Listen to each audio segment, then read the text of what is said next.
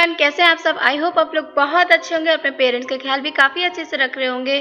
तो thank you so much कि आप हमारा इतना ज़्यादा सपोर्ट कर रहे हैं। ऐसे ही सब्सक्राइब करते रहिए, शेयर करते रहिए। आज का जो टॉपिक है वो है कि जो ओझा सर हैं और जो विकास देवे कीर्ति सर हैं, उन्होंने ओशो के बारे में क्या कहा है। ओशो आई थिंक आप सुने होंगे, क्योंकि वो बहुत इतने ज़्यादा ही, एक कह लीजिए कि इतने ज़्यादा वो ताकतवर इंसान थे ना, कि उनसे पूरी कंट्री बहुत ज़्यादा डरने लगी थी। ओशो कोई भगवान नहीं थे या कोई अवतार नहीं थे किसी के। वो एक इंसान थे नॉर्मल, जिन्होंने मतलब काफ़ी चीज़ पढ़ी, उसको जानने की कोशिश की, सच्चाई को समझने की कोशिश की और वही लोगों तक पहुंचाने की कोशिश की। मैं वीडियो देख लेती हूँ, उसके बाद मैं बताती हूँ कि आगे क्या है। और जो सबसे शर्मनाक जो आजकल जो बात हो रही है, उस टॉपिक पे भी मैं आऊँगी, जो कि रिलेटेड है दिव्या कीर्ति सर से। जो विकास दिव्या कीर्ति सर हैं, जो कि आईएएस की कोचिंग में बच्चों की बहुत ज़्यादा हेल्प करते हैं, एक स्ट्रक्चर तैयार करते हैं बच्चों के लिए। उनके प्रति बहुत ही ज़्यादा हेट फैला रहे हैं। तो फिर इसके ऊपर भी आएंगे। तब तक देख लेते हैं ओझा सर का और दिव्य कीर्ति सर ने क्या कहा है ओशो के बारे में। Let's get started. ध्यान से सुनिएगा, जो भी चीजें होंगी समझने की कोशिश करिएगा। और वो 100 Rolls Royce, chartered planes, 10 crore की घड़ी। पाखंडी पता करना हो तो रजनीश का नाम ले लो। ये पाखंडी एक आदमी से बहुत चिढ़ते हैं, रजनीश से। आचार्य रजनीश बहुत चिढ़ते हैं, किसी भी धर्म के पाखंडी हो। नहीं पता है आपको इसके आश्रम के बारे में? क्या ओपन सेक्स होता था इसके आश्रम में? गए थे कभी? नहीं, हम क्यों जाएंगे? अब कैसे पता है? तो ड्रोन लगाए थे क्या ऊपर आश्रम के ऊपर? आज ये दुनिया में इतनी परेशानी क्यों है? मुसलमान है, हिंदू है, ईसाई है, सिख है, बड़े ये बात तो रिलीजियस को फॉलो करते हकीकत हैं, पर है। जिंदगी में निराशा छोड़ के क्या कुछ है ही नहीं। बताया जाए, ये दुनिया किस तरफ जा रही है हमें खुद भी समझ तो ये नहीं अंदर आ अंदर रहा है। टूटते हैं, परेशान होते हैं। ये बताओ यार। सुन लेते हैं।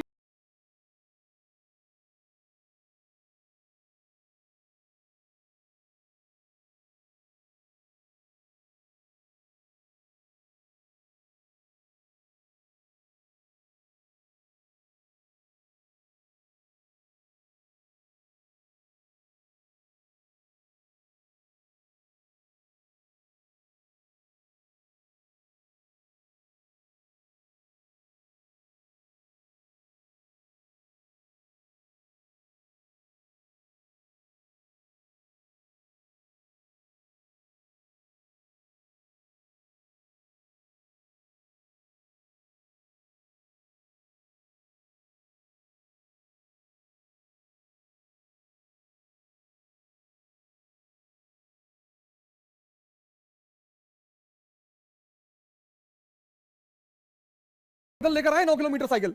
और वो 100 Rolls Royce, chartered planes, 10 crore की घड़ी। इनका कलेजा फट जाता है इनका।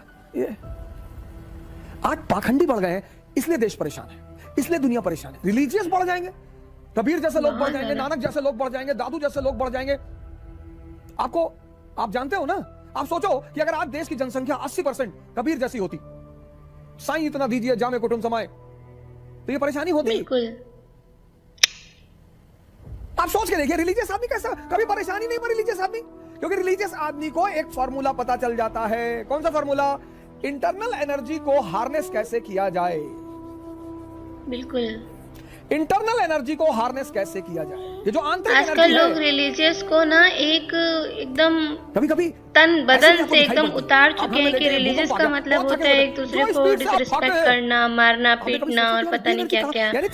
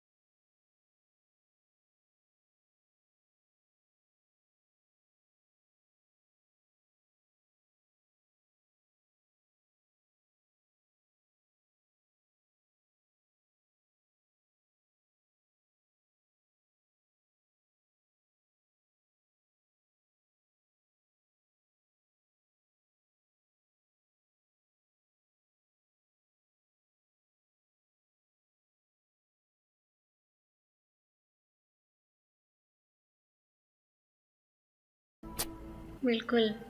ये सब जेरूसलम की कहानी मैं कल सुनाऊंगा आपको। आज मैंने छोड़ दी जेरूसलम की कहानी। एरियल शरॉन, ये जो आज आप समस्या देख रहे हो ना, आज जो लड़ाई, इसका जन्मदाता एरियल शरॉन, टेंपल माउंट यात्रा। मैंने कहा जाने दो यार, आज कुछ मुद्दा था, कुछ एक बड़े भाई हैं हमारे, उन्होंने कहा यार पाखंडी मत बनो, आज समाज में इनकी संख्या बढ़ गई है, तो तुम धार्मिक हो, तुमको भगवान रोल्स रॉयस क्यों नहीं देता? भगवान हमारी परीक्षा ले रहा, तुम्हारी हाई स्कूल 4 बार में पास की हो, तुम्हारी परीक्षा भगवान लेगा? समझाता हूँ। आपने एक व्यक्ति का नाम सुना, ओशो रजनीश नाम था उनका। क्या खास बात थी उनमें? दार्शनिक थे और बहुत तार्किक बात करना उनको आता था। आप किसी मुद्दे पर उनके विचार पढ़ेंगे तो हिल तो जाएंगे ही, बेशक आप अंत में स्वीकार करें ना करें, लेकिन वो दिमाग मतलब खोपड़ी हिला देते हैं, ये बात सही है। फिलॉसफी के प्रोफेसर भी थे। आप में से कोई जबलपुर से है? आप तो जबलपुर में कॉलेज है, महाकौशल कॉलेज, वहीं से पढ़ाई की आपने? पहले एक ही था, अब अलग अलग हो गए हैं। हाँ, तो महाकौशल कॉलेज में ओशो रजनीश प्रोफेसर थे, ये पता आपको? ये नहीं पता? ये भगवान, महाकौशल कॉलेज में पढ़ाई करते थे, फिलॉसफी पढ़ाते थे। फिर बाद में वो हट गए वहां से और उन्होंने अपना चिंतन मनन शुरू किया। बहुत अच्छा तार्किक प्रवाह था उनकी बातों में।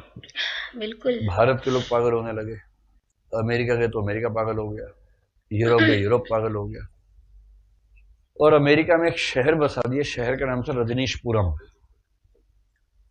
अमेरिका की सरकार घबरा गई उस आदमी से, और कहते हैं कि उस समय के अमेरिकी राष्ट्रपति निक्सन ने ये समझकर कि इस व्यक्ति को मैनेज करना आसान नहीं होने वाला है, जैसा ओशो के भक्त कहते हैं, पता नहीं सच है कि झूठ है, उनको गिरफ्तार करवाया और उनको धीमी मौत के इंजेक्शंस लगवाए और फिर रिहा कर दिया। एक समय ऐसा था कि दुनिया के लगभग 180 से 200 के करीब देशों ने ओशो रजनीश को वीजा देने से मना कर दिया, अपने देश में घुसने से मना कर दिया। इतना खौफ था उनके विचारों को लेकर कि एक पर्सन ने सबको हिला के रख दिया था, सुकरात जैसा कुछ भाव था। तो फिर वो भारत में है, तो पुणे में उन्होंने एक आश्रम की शुरुआत की। आश्रम अभी भी चलता है, वो तो नहीं लेकिन चलता है आश्रम। फिर उनकी मौत हो गई।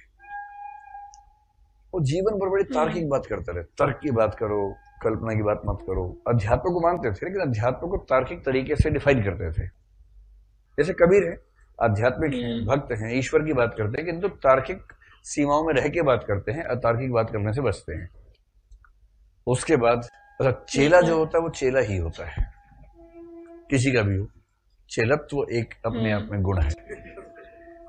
तो चेलों ने सोचा उनकी हम जीवनी लिखी, 8 खंडों में जीवनी लिखी। मैं बहुत शौक से खरीद के लाया कि अपने प्रिय दार्शनिक के बारे में पढ़ूंगा, और वो 8 खंड रखे हैं। पहले खंड के 10 पेज पढ़ने के बाद मेरी हिम्मत हुई पढ़ने की। क्या लिखा है शुरू में, आपको पता है? जिस दिन ओशो का जन्म हुआ उस घटना का जिक्र है। उसी रात में नर्मदा नदी में बाढ़ आई, ऐसा लगा कि सारे घर डूब जाएंगे, और जिस घर में बच्चे का जन्म होने वाला था वो भी डूब ना जाए, ऐसी बाढ़ थी। और उसी खौफ के साए में बच्चे का जन्म हुआ। मां कराह रही थी, बच्चा रो रहा था, नर्मदा नदी का पानी घर में घुसने को बेताब था। लेकिन जैसे ही बच्चे का जन्म हुआ, अचानक बरसात थम गई, और बाढ़ का पानी उस घर की चौखट को टच करके लौट गया, जैसे पैर छू के लौटा हो। ये वाक्य उसमें लिखा था। ये वाक्य पढ़ते मैंने बंद कर दिया, तब से बंद ही है वो। 10-12 साल हो गए खरीदे हुए उसको। तो जो भक्त आदमी है उसने अपने आराध्य को महान बनाया कि चौपट कर दिया, चौपट कर दिया। पर अगर उस पुस्तक को पढ़े भक्त टाइप के लोग तो वो मस्त हो जाएंगे, अरे साक्षात नर्मदा माता ने पैर छुए हैं।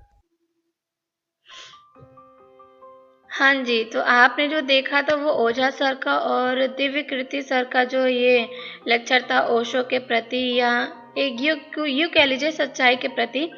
तो मुझे तो इनकी काफ़ी बातें सही लगी, जो कि इन्होंने बोला कि जो एक धार्मिक व्यक्ति होता है, जो एक रिलीजियस पर्सन होता है, चाहे वो मुस्लिम हो, हिंदू हो, या और भी किसी कास्ट का हो, तो वो कभी भी मतलब लड़ने के स्वभाव, उसका स्वभाव होगा ही नहीं।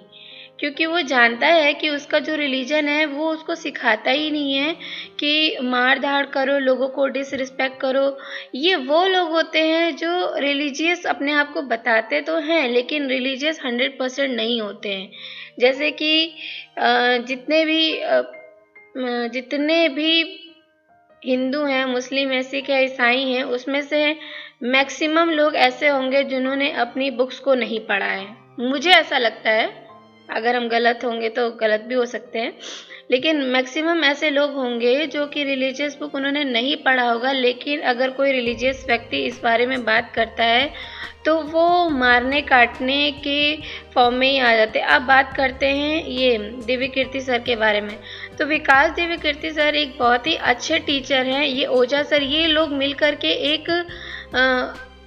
एक पावरफुल इंसान पैदा करते हैं जिनको हम लोग आईएएस बोलते हैं। तो आईएएस इंसान को ये जैसे लोग परिपक्व करते हैं, मतलब कि उनको समझाने का तरीका, उनको एक इंसान बनाने का तरीके से समझाने की कोशिश करते हैं। और अब अगर वो समझाने के फ्लो में कुछ ऐसा चीज़ बोल जाते हैं तो इसमें इतनी ज़्यादा प्रॉब्लम क्या हो जाती है रिलीजियस पर्सन्स को, चाहे किसी को भी, कि उनको गलत बोल देना शुरू कर देते हैं। बैन कराना, दृष्टि आईएएस कोचिंग को बैन कराना। क्यों बैन कराना?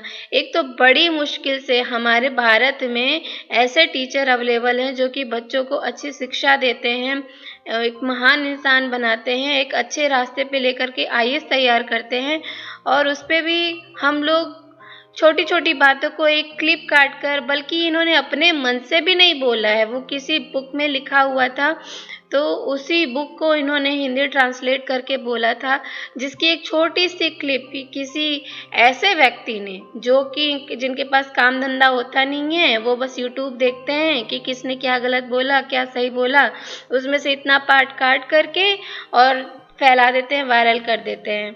तो ये बहुत ही ज़्यादा गलत बात है, क्योंकि हमारे समाज में, हमारे इंडिया में शिक्षकों की बहुत ज़्यादा कमी है जो कि अच्छे टीचर हो और अच्छी शिक्षा देते हों। नहीं तो आज भी आप सरकारी स्कूलों में चले जाएं, आपको ऊन बीनने वाली ही मिलेंगी टीचर्स, और ये नहीं मिलेंगी तो आप वो छोटी छोटी क्लिप्स देखते हो ना, GWGLE, ठीक है, गूगल नहीं, गुगली, इस तरीके के टीचर मिलेंगे। तो जो हमारे जो दिव्य कीर्ति सर है, ओझा सर हैं, और भी जो इस तरीके के महान टीचर हैं, खान सर हैं, इन लोगों को ज़्यादा आप लोग उस तरीके से मत बनाइए कि बैन करिए, क्योंकि अगर ये लोग बैन हो गए ना तो फिर एक अच्छा आईएएस बनना भी मुश्किल हो जाएगा। धर्म तो चलिए सबके लिए इक्वल है। देखिए, हम ये नहीं कहेंगे कि वो कुछ नहीं होता है। मुस्लिम के लिए उसका मुस्लिम समाज बहुत ही ज़्यादा इम्पोर्टेंट होता है, उनकी रिलीजियस बहुत ज़्यादा इम्पोर्टेंट होते हैं और होना भी चाहिए। हिंदू के लिए उनके भगवान, उनकी पुस्तकें काफ़ी इम्पोर्टेंट होती, लेकिन इन सब का एक अलग स्पेस होता है। उस स्पेस को मेंटेन करते हुए बाकी जो अभी हम लोगों की जो नेचुरल जीवन शैली है, जैसे कि पढ़ाई लिखाई, समाज को किस तरीके से देखना है आगे, क्योंकि हम सब लोग एक कहते हैं ना, इंडिया एक बहुत ही ज़्यादा कलरफुल कंट्री है जहाँ पे हर तरीके के लोग मिलजुल के रहते हैं। लेकिन आज का समाज ऐसा हो गया है कि वो अपने ही लोगों को मारने पे, पीटने पे, उसको हैरास करने पे लगा हुआ है, जो कि बहुत ही ज़्यादा गलत है। छोटी सी बात देखिए, अगर हर इंसान सही होता 100% तो वो खुद भी भगवान होता, ये बात तो तय है। लेकिन हम इंसान हैं, हम लोगों से छोटी बड़ी गलती होती रहती है, और उन्होंने जो बुक में लिखा है वही बताया है, तो फिर मुझे नहीं लगता कि इतना ज़्यादा उनको हैरास करने की ज़रूरत है, कोचिंग बैन करने की ज़रूरत है। वो बहुत ही ज़्यादा अच्छे टीचर हैं, बहुत ही अच्छे तरीके से समझाते हैं बच्चों को एक अच्छा इंसान बनने के प्रति। ये कभी नहीं कहते हैं कि तुम लड़ाई झगड़ा करो। देखो, एक अच्छा रिलीजियस पर्सन होता है, वो हमेशा अच्छा ही बोलता है, लोगों को अच्छे ही सोचता है और अच्छी चीज़ बताने की कोशिश करता है। ना, रिलीजियस पर्सन कभी भी किसी को हर्ट नहीं करेगा, कभी किसी को गाली नहीं देगा, कभी किसी को मारेगा नहीं, सिर्फ इस चक्कर में कि तुमने ये बोल दिया, तुमने वो बोल दिया, तुमने वो बोल दिया। ये तो मेरा था, ये गलत है, क्योंकि दिव्य कीर्ति सर को सपोर्ट करना चाहिए, क्योंकि बहुत ही ज़्यादा अच्छे टीचर है हमारे आज के टाइम के, इनको बैन नहीं होना चाहिए। और इनको सर को भी अपनी बात आकर के मीडिया में रखना चाहिए कि इन्होंने जो बोला वो किस बुक में लिखा हुआ है, ताकि लोगों को पता चले कि हाँ ये इस बुक में लिखा हुआ है तो मैंने बोला। तो यही था, मुझे थोड़ी सी गुस्सा आई थी इन लोगों के ऊपर जो बार बार, क्या मैं बताऊँ, ये यूट्यूब ऐसा हो गया है ना कि यहाँ पे अगर आपको कोई सिखाना भी चाहे तो आप सीखिएगा कम, आप उसमें बुराई ज़्यादा निकालिएगा और उसको वायरल करिएगा, क्योंकि यूट्यूब ऐसा ही है, अच्छी चीज़ों को कभी सपोर्ट नहीं करता है, हमेशा गलत ही चीज़ों को सपोर्ट करेगा, वायरल करेगा। और पढ़ाई लिखा, और ये बोलते वही लोग हैं जिन्होंने उस बुक को छुआ भी नहीं होगा। मैं डेफिनेटली लिख के दे सकती हूँ कि जिन्होंने उस बुक को छुआ भी नहीं होगा वो लोग बात करते हैं ये सब की कि बैन करा दो, वो करा दो। कभी पढ़ो तो, और इतना ही ज़्यादा अगर बैन कराना है ना, तो जो लोग बोल रहे हैं कि बैन करा दो, बैन करा दो, वो खुद आईएएस की प्रिपरेशन करा दे लोगों को, एक अच्छे टीचर बन जाए तो भी बात समझ में आती है। लेकिन क्या करिएगा, छोड़िए। आई होप आपको वीडियो अच्छी लगी होगी, अच्छी लगे तो सब्सक्राइब कर लीजिएगा। Thank you so much for watching with me. Bye, take care.